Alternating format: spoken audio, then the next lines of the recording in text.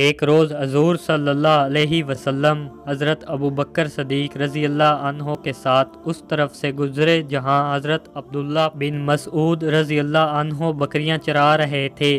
حضرت ابو بکر صدیق نے ان سے فرمایا، صاحبزادے تمہارے پاس کچھ دودھ ہو تو پیاس بجھاؤ۔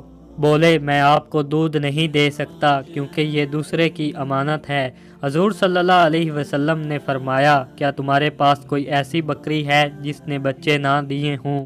عرض کیا، ہاں، اور ایک بکری پیش کی۔ آپ صلی اللہ علیہ وسلم نے تھن پر ہاتھ پھیر کر دعا فرمائی یہاں تک کہ وہ دودھ سے لبریز ہو گیا۔ حضرت ابو بکر صدیق رضی اللہ عنہ نے اس کو دوہا تو اس قدر دودھ نکلا کہ تینوں آدمیوں نے یکے بعد دیگرے خوب سیر ہو کر نوش فرمایا۔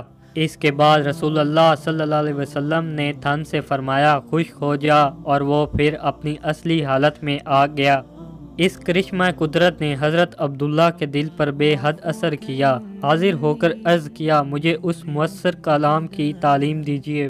آپ صلی اللہ علیہ وسلم نے شفقت سے ان کے سر پر دست مبارک پھیر کر فرمایا، تم تعلیم یافتہ بچے ہو۔ اسلام قبول کرنے کے بعد وہ ہمیشہ خدمت بابرکت میں حاضر رہنے لگے، اور رسول اللہ صلی اللہ علیہ وسلم نے ان کو اپنا خادم خاص بنا لیا۔